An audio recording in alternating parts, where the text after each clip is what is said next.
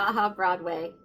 I'm back with our last part of our 2-minute acting tips: who, what, where, when, and why. So we're on the why. This may be the most important one, only because it really takes the most research of you, the actor. Why? Why are you saying what you're saying? Why are you in the scene? Why is it important that what you said gets heard? If you don't know that, then there's absolutely no reason for you to be in the show. The why is really important. In figuring out your why, you need to look at the text of the script before and after, knowing, again, we answered some of those other questions, where in the story that takes part, what time it is, who I'm speaking to, where I am. So now we're at the why, and there's always a different level of importance. Now, those levels of importance are the need to say why you need to say. If I just said, hey, mom's calling, is that very important? Is that a tiny bit important?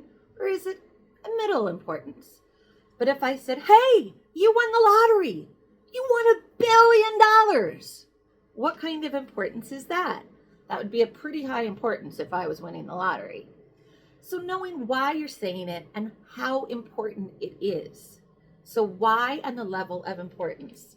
Also the why. Are you saying it to reveal something? To tell somebody the truth? Or did you say it by accident? Did you let something slip that was a secret? Why are you saying it? Knowing that also gives us more truth in what we're saying.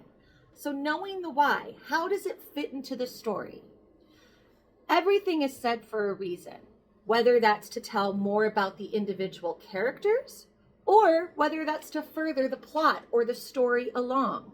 So we want to get to know our characters in our story so that we can root for them or we can dislike them and understand the conflict. But we also want the plot of the story, the actual story, to continue. Otherwise, it's just a bunch of people standing on stage. So understanding the why may be the most important part of your job as the actor. So keep it up, everybody, and remember, who, what, where, when, why. This is your job to tell the story.